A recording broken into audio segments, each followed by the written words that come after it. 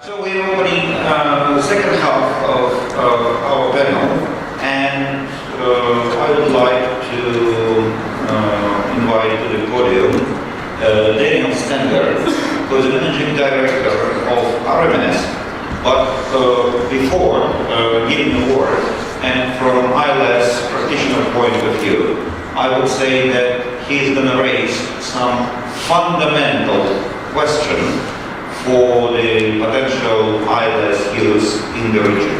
Because technically, the lack of trustworthy, independent model is the only real obstacle which stops us from calculation like tomorrow.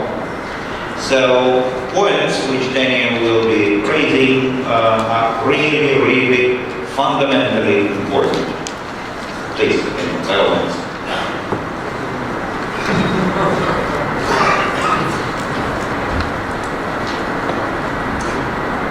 Good morning again, everybody. I'm not sure if I'm switched on. Thank you very much.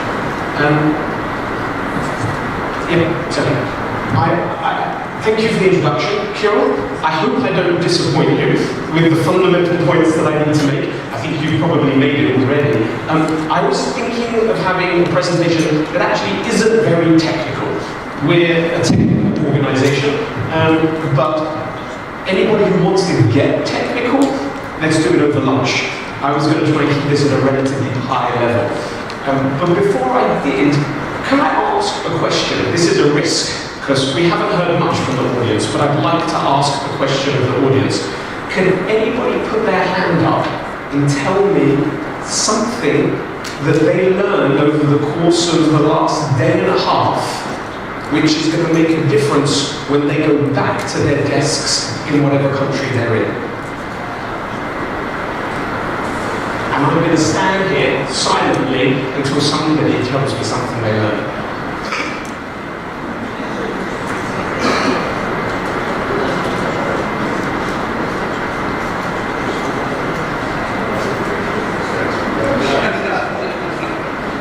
Oh, was that you putting a hand at the back? No, I was checking my watch.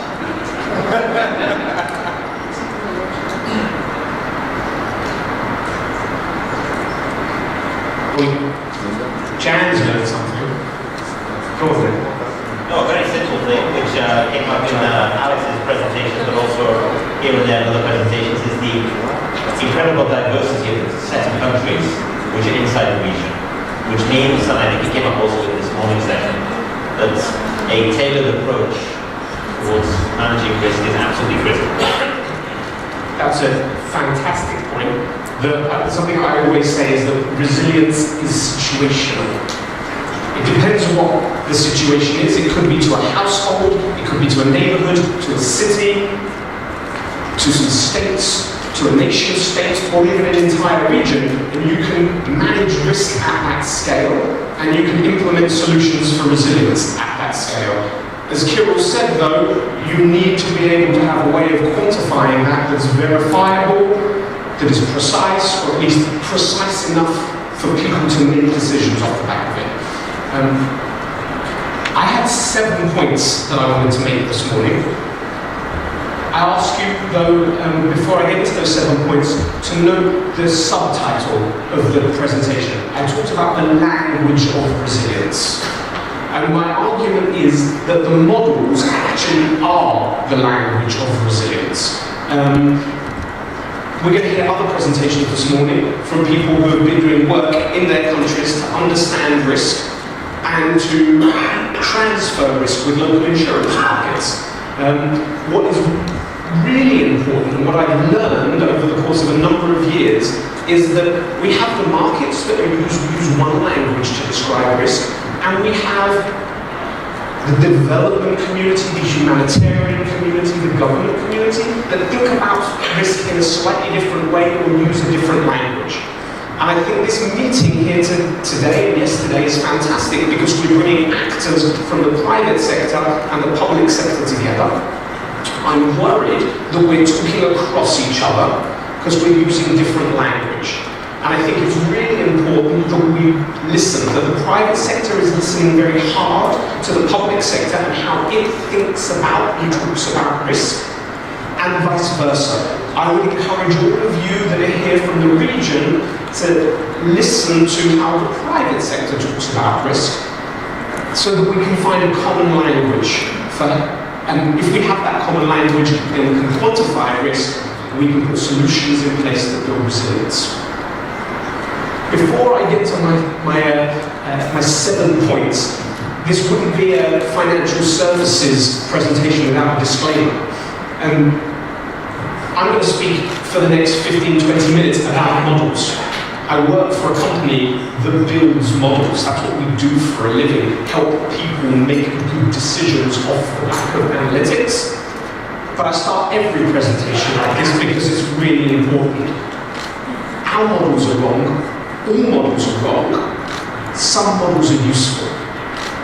And I would encourage you maybe to grab me afterwards and we can talk about what makes a model useful. There are bad ones and there are better ones, but it's also about how it's used and is it fit for purpose. But let's not forget that all models fundamentally are wrong, it's all about how they're applied. The other thing I wanted to disclaim up front, and this goes hand in hand with the first disclaimer, is we're always learning. Every event teaches us something new. The models are not perfect, we knew that, but we're always trying to learn. And we as a company work very closely with the entities that experience events or that underwrite and pick up the tab for events so that we can feed those back into the models. And this is not ever going to be a situation where RMS or any other model provider comes up and says this is the answer, and it will always be the answer. But we must work in continuous dialogue to improve our view of risk. Those 2 disclaimers said, please allow me to go on and make my points. So, my first point is that good analytics is fundamental to strategic action. So I want to cite analytics in the context of resilience in a development sector. The way we think about it is that there are 5 fundamental disciplines that underpin resilience at a government level. The first is that you can quantify what your risk is, you can work out what you're exposed to, how frequent, how severe, in what parts of your country. The next thing you need to do is set a strategy. What am I trying to achieve? Am I trying to be perfectly resilient to all events in all locations always? Is that realistic?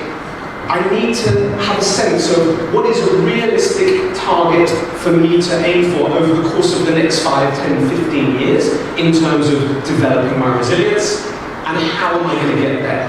The other key part of strategy for me, it's not on the slide, but I often say it's strategy and governance. It's what am I trying to achieve, how am I going to get there, and really importantly, who is being held accountable for me getting there? So strategy and governance. Once I've worked that out, there's really only 3 ways to build resilience. You either reduce the risk by doing something differently. You build in a different way. You build in a different area. You put physical, structural protections in place. You stop doing certain things. That's how you reduce risk. But no matter how much you reduce risk, there will always be residual risk. And in fact, it's not always cost effective to invest in risk reduction and mitigation. I think it may have been Thomas yesterday who mentioned that you need to work out at what point is it no longer efficient to reduce risk and to look at financing risk. And we've been talking over the last day and a half about ILS risk transfer as a form of resilience building technique. And that is the second component for me. Now we know that no matter how much risk reduction we do and how much risk financing we do, we can't stop the wind from blowing, we can't stop the ground from shaking. Mother Nature will still happen. We will still experience our shock moments. And so for me, the third, if you like, pillar underpinning your strategy is what I term pre-covering. It's the work you do before the event happens to make sure not just that you respond, but you recover well, recover quickly, recover fully. And so my first point is, my thesis is, that the quantification, the modelling, is a discipline in itself. You can't do any of the others unless you have understood what is and what is not your strengths for resilience today. What's driving your resilience and what's driving your lack of resilience. Only then can you work out how to cost effectively invest in risk reduction, in risk finance, and indeed the recovery, where you should have boots on the ground responding, where you should have sandbags, how quickly and how well you respond. My second point is that the analytics that you use must be fit for purpose. The same set of analytics is not required to inform every single decision. You need to understand what it is you're trying to do. Sorry. What is my answer? There you go. So, borrowing from Bloomberg and slightly extending it, our mantra is if you can't measure it, you can't manage it, and you certainly can't fix it. The question is, what is it that you're trying to fix? There are different types of analytical tools out there.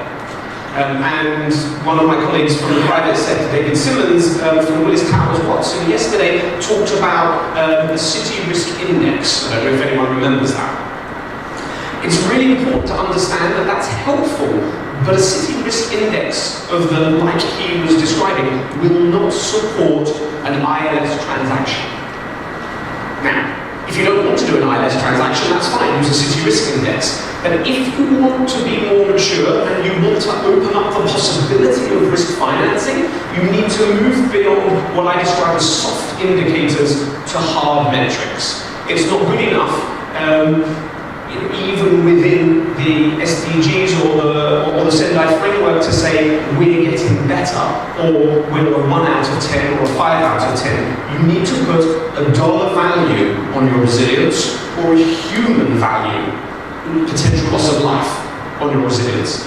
Otherwise, it's not possible for the markets to work with you, but it's also not possible really to put a strategy in place that has teeth, that makes any difference. My third point is you need to be able to simulate the full range of possible futures. You need to understand what could happen. Now that may sound really obvious, but it's actually really difficult. I picked one example from history. Anybody recognize what country that could be? It's not in the region. Indonesia? Good idea, but no. Which was the next one? Haiti. It's Haiti. Haiti experienced 10 deaths from earthquake in a 100-year period. Anybody who had been looking at any 5-year stretch over that 100-year period would not have been able to adequately appreciate the earthquake risk.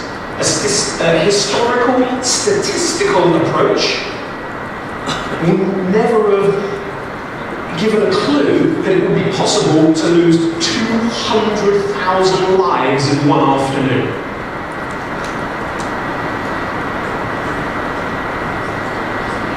And so I ask you, as governments, what are you thinking about? Are you thinking about small events where maybe a couple of houses are flooded? Or are you thinking about big events where 3 countries, thinking about the 2014 floods in the former Yugoslavia, in that area, were affected at scale? I think we're thinking about extremes. I think as a government we need to think about our shocks, the things that can bring us as an economy to our knees. But what are extremes? Extremes are necessarily infrequent and severe. That is the definition of an extreme. And historical techniques, just looking at the past, they're not going to capture the full range of possible futures. Therefore, just using those methods is not a very good way of making decisions about how you should build for the future, how you should finance the future, how you should ensure that your economy survives over the long term. It doesn't just survive, it thrives.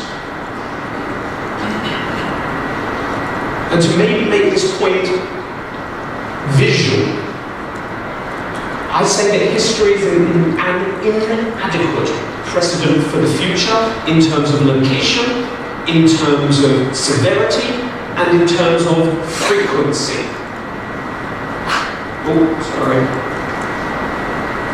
Very sensitive today.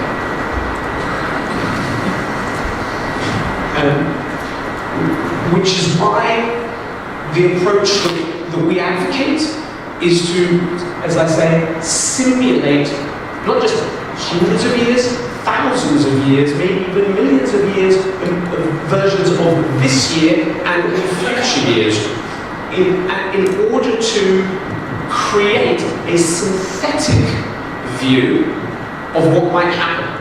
So that you don't just build resilience to the event that just happened, because the event that will happen next, whenever it does happen, will not be, I can guarantee you one thing, will not be exactly the same as the event that just happened.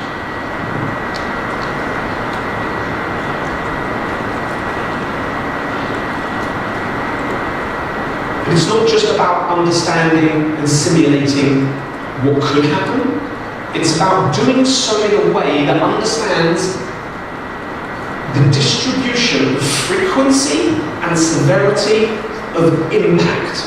There's 2 points here: distribution of frequency and severity, and of impact. I'm not talking about just an event happening, I'm talking about understanding the impact of the event happening, because that's what you care about. Now, the good news is that the private sector has, over the last 30 years, designed, developed, and now industrialized a methodology for doing this. And these are the 5 components of building a model. All of our models, whether it's typhoon in China or flood in Central Europe, are built following exactly the same model. And all of the practitioners in the room, those that are nodding at me in the audience, have seen this kind of slide many times before. But I suspect others in the room haven't. I'll be really quick as I go through it, but I want to just illustrate a couple of things. And the things I want to mention, I'm going to divide it into 3. Let's look at the middle 3, hazard, exposure, and vulnerability. What does that mean? Hazard is essentially the physical event. How high is the water, how fast is the wind, and where is the water and the wind? That's a hazard model. That is required. Exposure, that is essentially where the physical assets are and where the human assets are. Where is the economy physically and its business? Where are the homes? Where are the people? I need to have a model that understands that. And then there's vulnerability. How vulnerable are those buildings, are those schools, is that infrastructure in that location to that hazard? You need a vulnerability model. Those 3 things must come together. But that alone is not enough.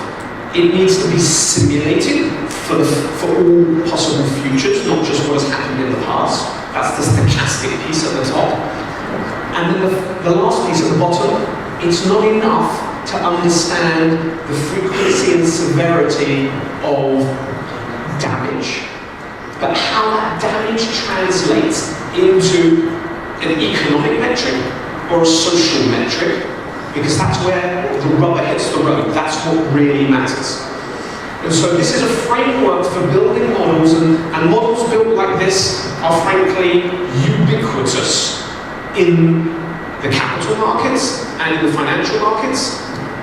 There isn't a model that anybody uses that isn't built this way.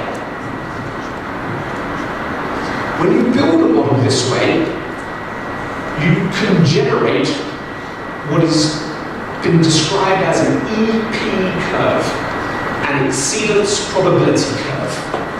This, you can argue, is the currency of the markets for trading risk.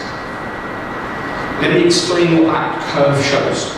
On the y-axis, it shows probability, frequency. On the x-axis, it's showing impact. I've got a dollar sign, economic impact, but it could be human impact too. The curve will always go that way.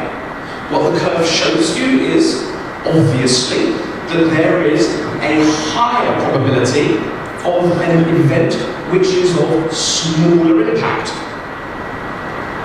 But, at the other end of the spectrum, there are events which could cause a much, much greater impact, however rare those events might be. Being able to characterize how resilient you are for every shock, that could be a curve for earthquake, it could be a curve for flood, it could be a curve for windstorm, whatever it is, you need to be able to articulate your resilience in that way to inform robust decisions, and certainly if you want to work with Kirill or anybody else from the private sector to transfer that risk. So if I was to say one tool that I would encourage you to think about adopting, the language, is begin to work with EP curves, because it's basically the way it's done. Not too far away. Having a model that describes the distribution of frequency and severity in economic or human terms, that alone is not enough. It needs to be a good model. It needs to be well calibrated and validated. So, I thought I'd share one slide to explain how we do this. It's not the only way to do it, it's how we do it. And I share it so you can think about this too. What the slide shows is 2, 4, 6 hurricanes that hit the North Atlantic coast of America relatively recently.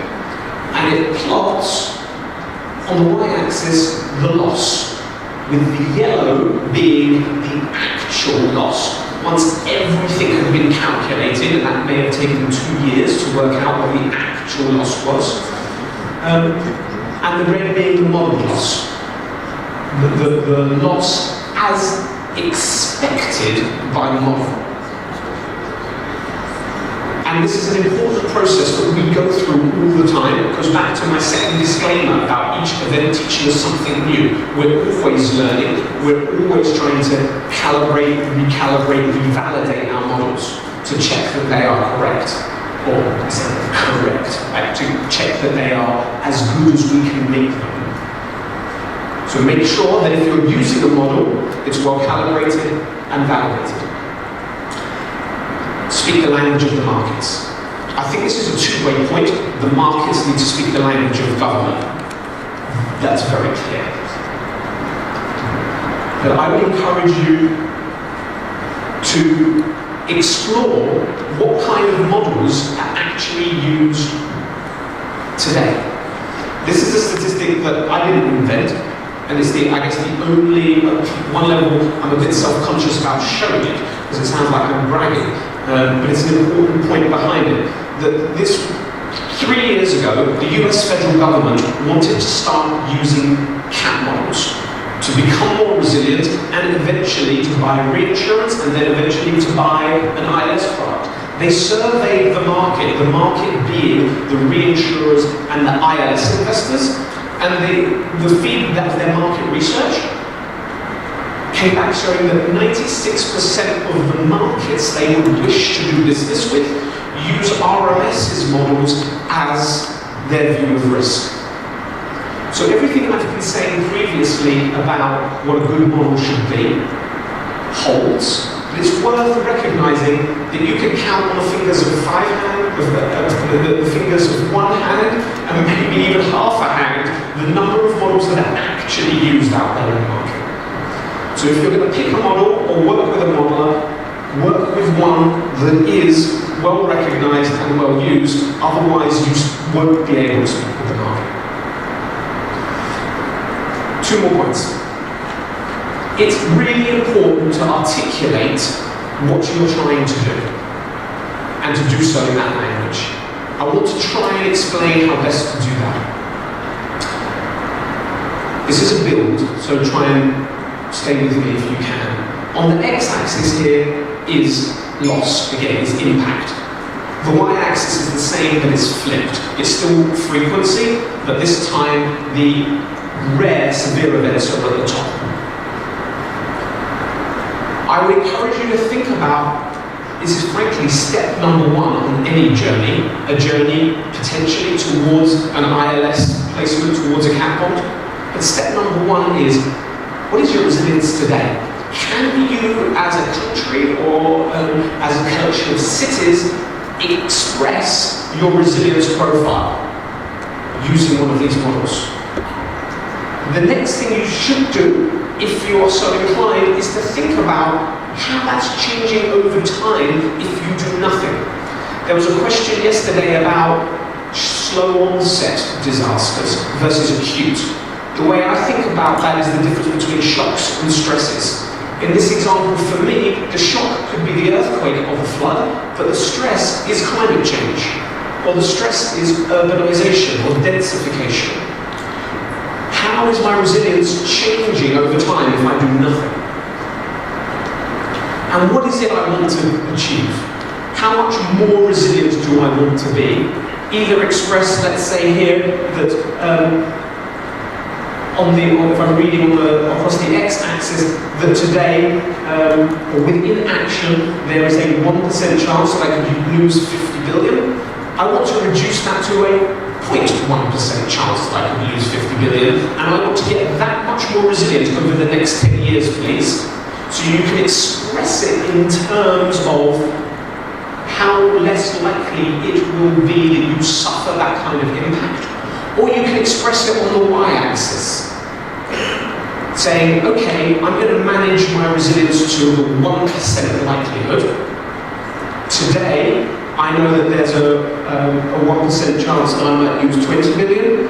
If I do nothing, that might go up to 40 billion, but I want to correct that, and I want to get to a position where there's a 1% chance I will only lose 5 billion.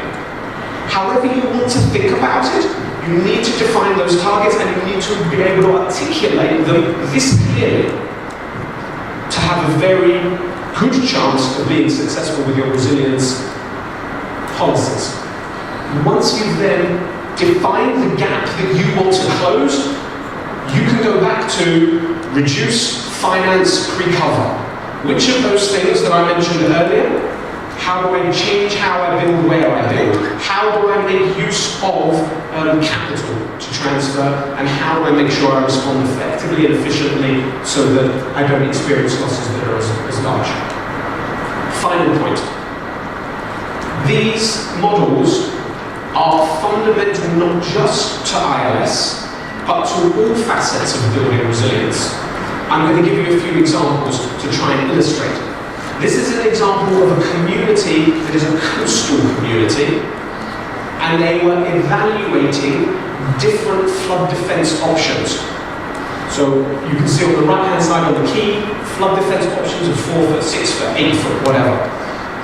The chart shows on the x-axis the likelihood, on y-axis now that is not probability of loss, that is probability of reduction.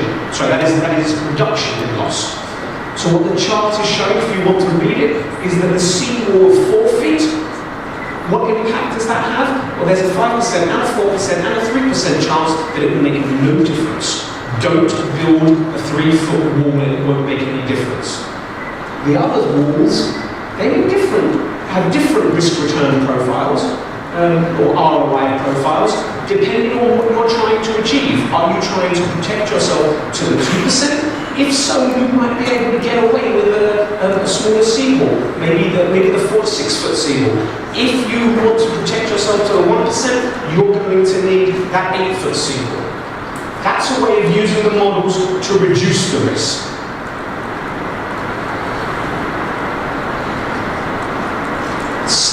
Other communities have used these to think about the validity of reducing through retrofit versus reducing through relocation. This slide shows a community where the blue line is the risk today. The red line is what happens to the risk if they retrofit, if they fortify their homes and schools. And then the pink line is if they fortify and they move the community, they literally move the neighborhood inland. What it shows is, in this particular instance, moving the community doesn't make that much difference, but fortifying the community does. I wanted to put this slide in because we had a session yesterday about nature, about biodiversity. These models are also used to quantify the value of nature-based defenses.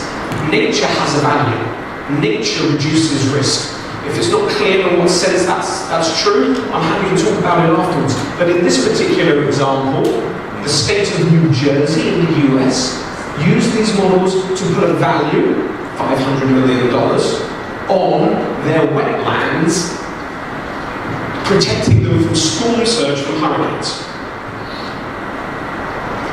They're examples of using the models to reduce the risk.